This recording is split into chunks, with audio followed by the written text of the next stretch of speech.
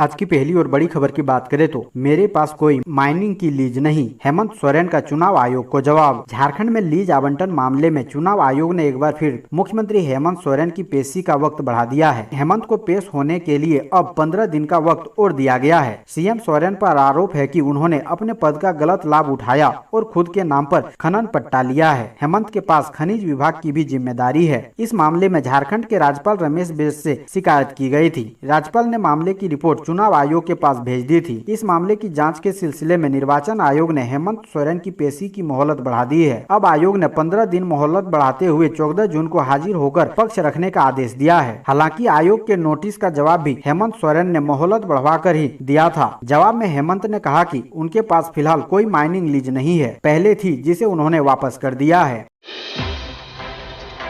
अगली बड़ी खबर की बात करें तो 15 जून के बाद जारी हो सकता है झारखंड बोर्ड 10वीं का परिणाम। झारखंड बोर्ड की 10वीं की परीक्षा मार्च और अप्रैल 2022 में ली गई थी। झारखंड एकेडमिक काउंसिल यानी जैक बोर्ड इस परीक्षा का परिणाम 15 जून के बाद किसी भी दिन घोषित कर सकता है। इसकी तैयारी युद्ध स्तर पर चल रही है। परीक्षा संपन्न होने के बाद से ही परीक्षार्थी परिणाम के लिए बेसब्री से इंतजार कर रहे हैं। झारखंड के शिक्षा मंत्री जगन्नाथ महतो ने कहा था कि इस बार परीक्षा परिणाम हर हाल में समय पर घोषित कर दिया जाएगा। अब परीक्षार्थियों की जुबान पर यह सवाल तैर रहा है कि परिणाम कब आएगा। वैसे झारखंड एकेडमिक काउंसिल के सूत्रों की माने तो तैयारी पूरी की जा रही है। जून में 15 तारीख के बाद कभी भी परीक्षा परिणाम घोषित कर दिया जाएगा।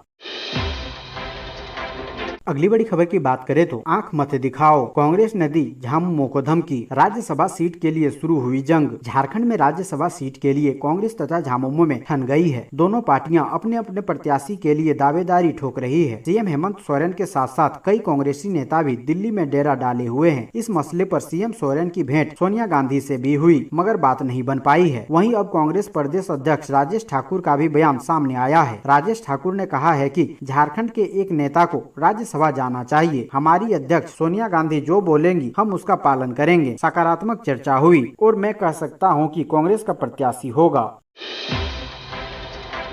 अगली बड़ी खबर की बात करें तो आर्मी नायक संदीप कुमार पाल का पार्थिव शरीर पहुंचा उनके गांव। राज्यपाल रमेश बैस ने दी श्रद्धांजलि। लद्दाख के तुरटुक में शुक्रवार को सेना का वाहन दुर्घटनाग्रस्त हो गया था। दुर्घटना में सेना के 7 जवानों की मौत हो गई थी। इस दुर्घटना में हजारीबाग के रहने वाले सेना के जवान संदीप कुमार पाल भी शहीद हो गए थे। रविवार को शहीद का पार्थिव शव रांची के बिरसा मुंडा एयरपोर्ट पर पहुँच गया है। बिरसा मुंडा एयरपोर्ट पर लाया गया, जहाँ झारखंड के राज्यपाल रमेश बैस, मंत्री चंपई सोरेन और सेना के अधिकारियों ने शहीद को सलामी दी है। वहीं मंत्री चंपई सोरेन ने कहा कि सेना देश की रक्षा करने के लिए होती है, वह सभी जगह देश की रक्षा करने के लिए लगी रहती है। उन्होंने शहीद को विनम्र श्रद्धांजलि अर्पित करते हुए कहा कि ईश्वर उनके परिवार को दुख सहने की क्षमता दे, यही कामना करता हूँ।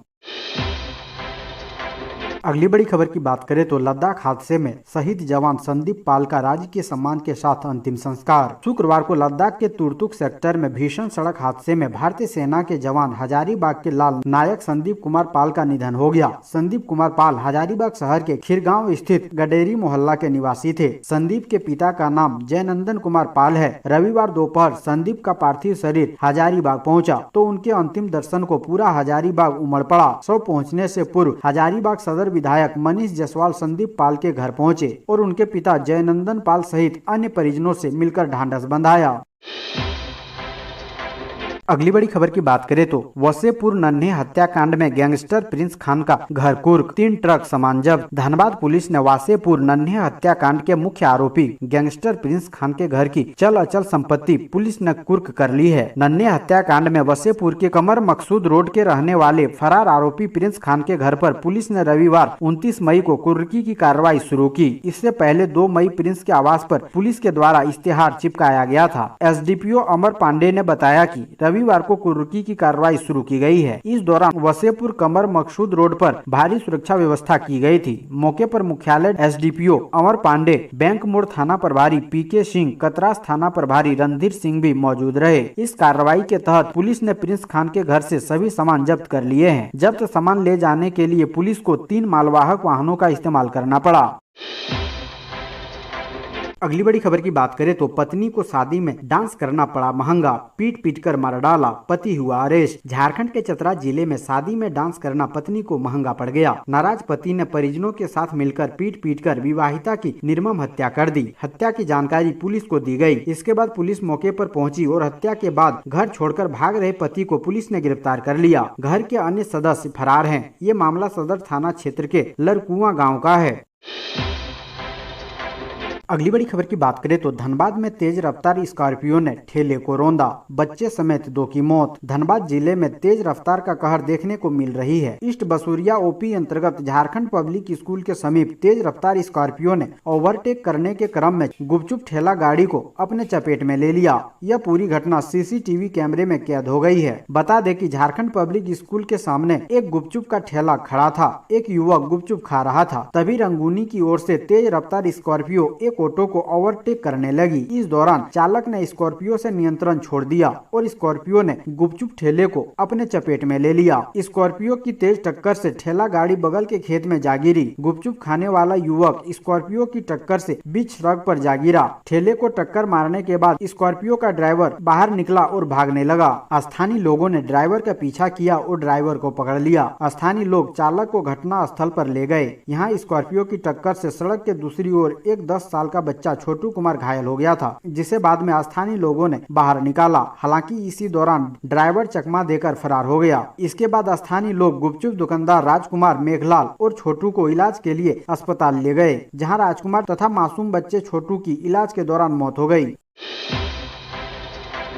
अगली बड़ी खबर की बात करें तो टायर गोदाम में लगी आग 14 घंटे बाद भी नहीं बुझी। आग बुझाने में 16 दमकल फेल। जमशेदपुर के NH33 मानगो के डिमना चौक से कुछ आगे अभिलाषा अपार्टमेंट के पास टायर गोदाम में रह रहकर धधक रही आग को बुझाने की कवायद दोपहर तक जारी रही। स्वास्थ्य मंत्री बन्ना गुप्ता ने घटना की जानकारी पर जिला उपायुक्त को मामले को देखने को कहा था। इसके बाद जिला उपायुक्त घटना स्थल पर पहुंची, हालात का जायजा लिया, अधीनस्थ अधिकारियों को आवश्यक निर्देश दिए। जमशेदपुर डीसी ने कहा, अभी 16 दमकल आग बुझाने में लगी है। चांडिल घाटशिला के बाद अब रांची से भी दमकल बुलाई जा रही है। गोदाम के पीछे के दीवार को तोड़कर आग बुझाने का प्रयास किया जाएगा। आग नहीं बुझने के कारण बालू गिट्टी डालकर आग बुझाने का प्रयास किया जाएगा। गौरतलब है कि इससे पहले रविवार सुबह आग पर आंशिक रूप से काबू पा लिया गया था, लेकिन फिर चिंगारी से आग लग गई। धुआं होने के कारण आग बुझाने में काफी परेशानी दमकल कर्मियों को होती रही।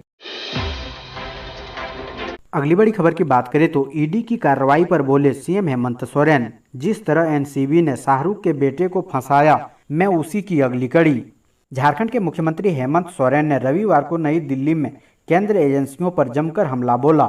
यहां प्रेस कॉन्फ्रेंस में सीएम हेमंत सोरेन ने इशारों में केंद्र सरकार पर केंद्रीय एजेंसियों के दुरुपयोग का आरोप लगाया। सीएम हेमंत सोरेन ने यहां मीडिया से देश और राज्य के हालात पर चर्चा की। इस दौरान ईडी पर करारे प्रहार किए और उन्हें फंसाने की कोशिश करने का आरोप लगाया। इसके लिए बॉलीवुड अभिनेता शाहरुख खान के बेटे आर्यन खान पर एनसीबी की कार्रवाई का हवाला दिया। सीएम हेमंत सोरेन ने बॉलीवुड एक्टर शाहरुख खान के बेटे आर्यन खान पर नारकोटिक्स कंट्रोल ब्यूरो की कार्रवाई का हवाला देते हुए कहा कि जिस तरह की कार्रवाई के बाद आखिरकार आर्यन को क्लीन चिट मिली। मैं जब राजनीति में नहीं था, उससे जुड़े मामले के रास्ते ईडी झारखंड में घुसी है। मुझे लगता है कि मैं उसी की अगली कड़ी हूँ। सीएम हेमंत सोरेन ने कहा कि अगले 20 दिनों से अधिक हो गए हैं, लेकिन ईडी को क्या मिला अभी तक ना उसकी वेबसाइट पर आया और ना ही पब्लिक डोमेन में।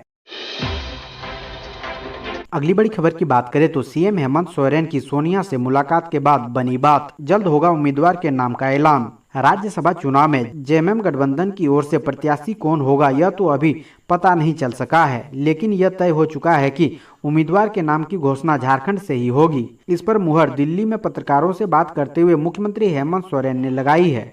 उन्होंने कहा कि कांग्रेस अध्यक्ष सोनिया गांधी से बातचीत के बाद सारी चीजें स्पष्ट हो गई है। जो बातचीत हुई है वो जल्द ही धरातल पर भी नजर आएगी। रांची पहुंचने के बाद ही गठबंधन के प्रत्याशी का नाम की घोषणा की जाएगी। दिल्ली में मुख्यमंत्री हेमंत सोरेन ने यह साफ तौर पर कहा कि उम्मीदवार चाहे किसी पार्टी का हो, लेकिन गठबंधन से एक ही उम्मीदवार होगा। अगली बड़ी खबर की बात करें तो सीएम हेमंत सोरेन ने सरकार पर साधा निशाना, कहा मोहनजोदड़ो की तरह मंदिर, मस्जिद और गुरुद्वारों की खुदाई हो रही है। झारखंड के मुख्यमंत्री हेमंत सोरेन रविवार को दिल्ली में कांग्रेस अध्यक्षा सोनिया गांधी से मिलने दिल्ली पहुंचे थे। भ्रष्टाचार के आरोपों पर जब उनसे मीडिया से सवाल किया गया तो उन्होंने कहा मोहनजोदड़ो की खुदाई हुई थी, उसी तरीके से मंदिर, मस्जिद, गुरुद्वारा की खुदाई हो रही है और इतिहास के पन्नों को पलटा जा रहा है। हमें जांच से, छानबीन से कोई आपत्ति नहीं है, लेकिन उनको क्रियाकलापों से उनकी मानसा कुछ और दिखती है। अगली बड़ी खबर की बात करें तो झारखंड के +2 स्कूलों में प्रिंसिपल पद के लिए होगी परीक्षा, 8 साल का अनुभव अनिवार्य। झारखंड के +2 स्कूल में प्राचार्य बनने के लिए 8 साल का अनुभव अनिवार्य किया गया है। राज्य के +2 विद्यालयों में पहली बार प्राचार्य पद का सृजन होगा। जल्द ही +2 स्कूल में प्राचार्य पद पर नियुक्ति के लिए परीक्षा का आयोजन भी होगा। झारखंड में प्रिंसिपल बनने के लिए 8 वर्ष का अनुभव अनिवार्य किया गया है। सीधी नियुक्ति मामले में केंद्र या राज्य सरकार द्वारा मान्यता प्राप्त स्कूल में नियुक्ति के विषय में 8 वर्ष का शैक्षणिक अनुभव होना अनिवार्य हो गया है। राज्य गठन के बाद राज्य के +2 स्कूलों में पहली बार प्राचार्य पद का सृजन होगा। इसे लेकर प्रस्ताव तैयार हो चुका है। बता दें कि +2 विद्यालय में प्राचार्य और उप प्राचार्य की नियुक्ति के लिए नियमावली वर्ष 2012 में बनाई गई थी। नियमावली बनने के 9 साल बाद अब स्कूलों में प्राचार्य पद सृजित किया जा रहा है। अगली बड़ी खबर की बात करें तो झारखंड और पश्चिम बंगाल पुलिस को 2 दशक तक चुनौती देने वाला अपराधी गिरफ्तार। रांची के नामकुम पुलिस को बड़ी सफलता मिली है। नामकुम पुलिस धनंजय प्रधान नामक शख्स को गिरफ्तार किया। आरोपी धनंजय PLFI और माओवादी संगठन के नाम पर लेवी मांगने का काम किया करता था। आरोपी के निशाने पर BDO, CO के साथ साथ कई ठेकेदार भी थे। उसने रांची के कंटा टोली फ्लाईओवर के ठेकेदार और बुंडू टोल प्लाजा संचालक से भी लेवी की मांग की थी, जिसके बाद नामकुम पुलिस ने कार्रवाई करते हुए उसे धर दबोचा। ग्रामीण SP नौशाद आलम ने बताया कि धनंजय बड़ा अपराधी है। रांची ही नहीं बल्कि आसपास के जिलों में भी इसका टेरर है। पश्चिम बंगाल में भी धनंजय के खिलाफ आधा दर्जन मामले दर्ज हैं। उन्होंने बताया कि धनंजय PLFI और माओवादी के नाम पर लेवी वसूली के साथ हथियारों की भी मांग करता था। अगली बड़ी खबर की बात करें तो सीएम हेमंत का केंद्र सरकार पर निशाना, बोले देश की संस्थाओं का गैर भाजपा शासित राज्यों में हो रहा इस्तेमाल। झारखंड के मुख्यमंत्री हेमंत सोरेन ने केंद्र सरकार पर निशाना साधते हुए कहा कि कोई हमें अस्थिर नहीं कर सकता। साथ ही कहा कि केंद्र गैर भाजपा शासित राज्यों में देश की संस्थाओं का गलत इस्तेमाल कर रहा है। इसके बावजूद राज्य की गठबंधन सरकार को कोई अस्थिर नहीं कर सकता। बता दें कि सीएम श्री सोरेन दिल्ली में है। राज्यसभा चुनाव में झारखंड से गठबंधन की ओर से प्रत्याशी देने को लेकर कांग्रेस अध्यक्ष सोनिया गांधी से मुलाकात कर चर्चा हुई। इस मौके पर सीएम श्री सोरेन ने कहा कि राज्य में कोई राजनीतिक अस्थिरता नहीं है, सब कुछ सुचारू है। कुछ गलत धारणा बनाने की कोशिश कर रहे हैं, वे हमें अस्थिर नहीं कर सकते। उन्होंने कहा कि देश की संस्थाओं का इस्तेमाल गैर भाजपा शासित राज्यों में साजिश रचने के लिए किया जा रहा है। हम इस तरह की साजिशों को ध्वस्त करेंगे। अगली बड़ी खबर की बात करें तो झारखंड में सड़क हादसे में पति पत्नी की मौत, 7 बेटियों के सिर से उठा माता पिता का साया। हजारीबाग जिले के इचाक थाना क्षेत्र के बरियठ पेट्रोल पंप के पास रांची पटना मार्ग पर सड़क दुर्घटना में छोटकी कारी माटी गांव निवासी परमेश्वर मेहता उर्फ बाबू एवं उसकी पत्नी उर्मिला देवी की मौत हो गई। दोनों पति पत्नी अपने मोटरसाइकिल से इचाक मोड़ के एक निजी अस्पताल में बड़ी बेटी को खाना पहुँचाने जा रहे थे। बरियठ गाँव के पास सर्विस रोड से जैसे ही NH सड़क पर मोटरसाइकिल चढ़ी, वैसे ही बरही की ओर से तेज रफ्तार से आ रही स्कॉर्पियो ने मोटरसाइकिल को अपनी चपेट में ले लिया। स्कॉर्पियो को कब्जे में ले लिया गया है। ड्राइवर को भी हिरासत में रखा गया है। इस हादसे में 7 बेटियों के सिर से माता पिता का साया उठ गया है।